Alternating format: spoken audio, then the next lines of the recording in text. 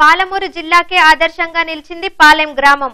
పంచాయతీ ఎన్నికల్లో భాగంగా గ్రామానికి చెందిన పలువురు గ్రామ సర్పంచ్ పదవికి నామినేషన్లు దాఖలు చేసినప్పటికీ అటు రాష్ట్ర ప్రభుత్వం ఇటు నియోజకవర్గ ఎమ్మెల్యే పిలుపు మేరకు మహిళా అభ్యర్థిని ఏకగ్రీవంగా ఎన్నుకున్నారు. గ్రామస్తులంతా ఒక చోట చేరి గ్రామానికి చెందిన చేపల రాధ అయితే బాగుంటుందని గ్రహించి ఆమెకు అవకాశం ఇస్తూ మిగతా నామినేషన్లు ఉపసంహరించుకోవడంతో ఆదర్శవంతమైన గ్రామంగా పేరు పొందింది. దేశానికి గ్రామాలే పట్టుకొమ్మలన్నారు గాంధీజీ. అలాంటి గ్రామాల్లో ఇప్పుడు రసవత్తరమైన పంచాయతీ ఎన్నికల పోరు కొనసాగుతుంది. ఏ గ్రామంలో చూసినా కూడా 4 నుంచి 5 మంది అభ్యర్థులు నిలబడి బరిలో గ్రామాల్లో ఎన్నికల వాతావరణం నెలకొంది. కానీ ఒకవైపు అలాంటి పరిస్థితి ఉంటే మరోవైపు మాత్రం మాకు ఇలాంటివి ఏమీ వద్దు, మేము ఏకగ్రీవంగా అభివృద్ధి చేసే వాళ్ళని ఎన్నుకుంటామని చెప్పి పలు గ్రామాలు ముందుకొచ్చి గ్రామ పంచాయతీలను కూడా ఏకగ్రీవం చేస్తున్నాయి. మరి అలాంటి గ్రామ పంచాయతీలో వనపర్తి జిల్లా కొత్తగూడ మండలం పాలెం గ్రామం చేరిపోయింది. ఆ గ్రామంలో మంచి మనుషులను అభివృద్ధి చేసే దిశగా ఉన్న మనుషులను మాత్రమే ఎన్నుకునేలా గ్రామం అంతా కూడా చర్చించుకొని ఒక మహిళను నిలబెట్టడం గమనార్థం. ఆ గ్రామాన్ని సందర్శించిన టీజీ న్యూస్ బృందం ఏకగ్రీవంగా ఎన్నికైన రాధను గ్రామస్తులను పలకరించింది. ఈ సందర్భంగా మాట్లాడుతూ గ్రామంలో సమస్యలు చాలా ఉన్నాయని, దాదాపు 30% మేరకు మాత్రమే రోడ్లు ఉండగా మరో 70% సీసీ రోడ్లను చేయించుకోవాల్సి ఉందని, అలాగే తాగునీటితో పాటు అభివృద్ధి సంక్షేమ పథకాలను ప్రజలకు అందించాల్సిన అవసరం ఉందని అన్నారు. గ్రామంలో తమకు ఉన్న పరిచయాల మేరకు ఆయా గృహాల్లో ఉన్న సమస్యలను పరిష్కరించేందుకు కృషి చేయడంతో పాటు గ్రామస్తుల సహకారంతో ప్రజలకు ఉన్న సమస్యలను పరిష్కరించేందుకు ఒక ప్రణాళికను రూపొందించుకొని స్థానిక ఎమ్మెల్యే ఆల వెంకటేశ్వరరెడ్డి సహకారంతో ముందుకెళ్తామని అన్నారు. రాష్ట్ర ప్రభుత్వం ప్రవేశపెట్టిన మిషన్ కాకతీయ, మిషన్ భగీరథ పథకాలతో గ్రామంలో సాగు, తాగునీటికి ఇబ్బంది లేకుండా చూసేందుకు ప్రణాళికను రూపొందించి ఎమ్మెల్యే ద్వారా వాటిని సాధించుకుంటామని రాధ అన్నారు. చేపల రాధకు సంబంధించిన కుటుంబ సభ్యులు గత 40 ఏళ్లుగా సామాజిక సేవా కార్యక్రమాల్లో ఉండడం వల్ల ఆ కుటుంబానికి పదవి ఇస్తే గ్రామానికి మంచి జరుగుతుందని ఆలోచించే ఈ నిర్ణయం తీసుకున్నామని పలువురు గ్రామస్తులు చెప్పారు. గ్రామస్తులకు అందరికీ ఎంతో సంతోషంగా ఉంది. అన్ని పార్టీల వారు, అంటే టీఆర్ఎస్ ఒకటే కాదు, మిగతా పార్టీల వారు కూడా రాధమ్మ ఏకగ్రీవంగా చేయడానికి కృషి చేసినారు. ఎందుకంటే నామినేషన్లు వేసి వార్డు మెంబర్లు మరియు సర్పంచులు 3 పోటీలో ఉండి నామినేషన్లు వేసి మరి ఆమె పేరు ప్రతిపాదించడం అంటే చాలా గొప్ప విషయం. ఎందుకంటే ఆమె ఎలాంటి ఊరు విషయంలో ఏది ఆశించకుండా పనిచేస్తే ఆ కుటుంబం పనిచేస్తుందనే ఒక ఉద్దేశంతోన రాజకీయాల్లోకి కొత్త అయినప్పటికీ భర్త, కుటుంబ సభ్యుల సహకారంతో పదవి బాధ్యతలు చేపట్టి నియోజకవర్గ ఎమ్మెల్యే ఆల వెంకటేశ్వరరెడ్డి ప్రోత్సాహంతో గ్రామస్తుల సమస్యలను పరిష్కరించేందుకు శాయశక్తులా కృషి చేస్తానని అన్నారు. నా పేరు చేపల రాధ. నేను పాలెం గ్రామం నుంచి ఏకగ్రీవంగా సర్పంచ్గా ఎన్నికైనాను. ప్రజలందరికీ నా యొక్క నమస్కారములు. కొత్తగా రాజకీయాల కంటే అంటే మా వెనుక మా వారు, మా రిలేషన్, మా కుటుంబం వాళ్ళు ఉన్నారు కాబట్టి కొంచెం నాకంత ఏమనిపించదని అనుకుంటున్నా. వాళ్ళ సహకారం అందుతుంది, నా వెనుక కార్యకర్తలు వాళ్ళందరూ ఉండి నన్ను నడిపిస్తారు అని నమ్మకం ఉంది. అంటే ఇప్పుడు మహిళలకు ఎక్కువ అన్ని పార్టీ నుంచి పింఛన్లు, డబుల్ బెడ్రూమ్ ఇండ్లు అవన్నీ ఎక్కువ అవకాశం మహిళలకు ఇస్తున్నారు కాబట్టి దానివల్ల మహిళలకు ఏమైనా చేయాలని ఇంటింటికి తిరిగి ఏమేమి ఉన్నాయో అవన్నీ తెలుసుకొని, సమస్యలు ఏమేమి ఉన్నాయో అవన్నీ తెలుసుకొని నా శాశక్తుల నా ఎంబడున్న కార్యకర్తలందరూ అందరం కలిసి పనిచేస్తామని అనుకొని దిగినాము. ఊర్లో అంటే అన్న సహకారం చాలా ఉంది మాకు.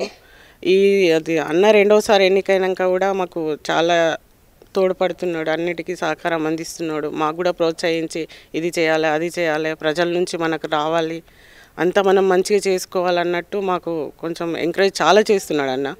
ఆయన సహకారాలు ఉంటే మేము ఎక్కువ ఇంకా చేయగలుగుతామని ముందుకెళ్ళి మా గ్రామం ప్రజలందరూ కలిసి మేము ఇట్లా చేసుకుంటామని మేము అనుకుంటున్నాము. అన్న సహకారం ఎప్పుడూ మాకు ఉంటుంది.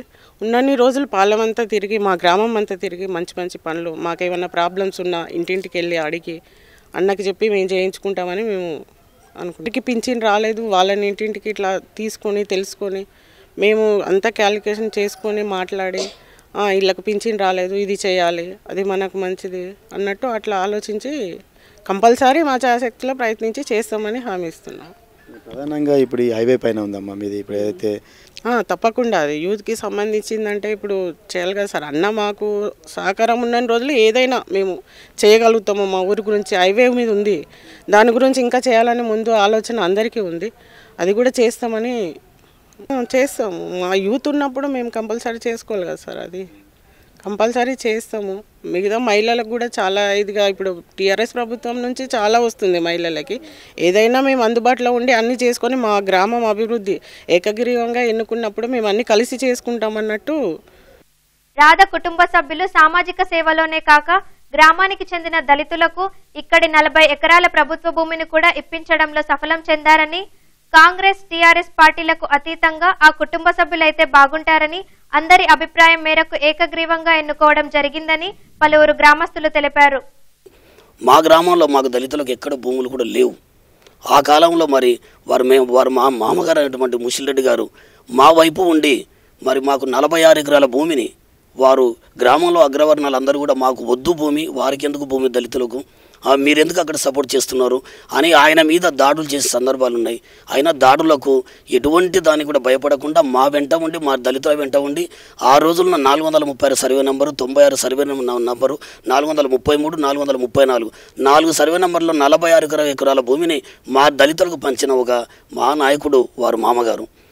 గ్రామం జాతీయ రహదారికి ఆనుకొని ఉండడం, హైదరాబాద్ కు దగ్గరగా ఉండటం వల్ల ఆ గ్రామ యువతకు ఉపాధి కల్పించేందుకు ఎమ్మెల్యే సహకారంతో వివిధ రకాల ఉత్పత్తులు తయారు చేసే కంపెనీలను గ్రామాల్లోకి తీసుకొచ్చే ప్రయత్నం చేస్తామని, అందువల్ల నిరుద్యోగ సమస్య కూడా తీరుతుందని అన్నారు.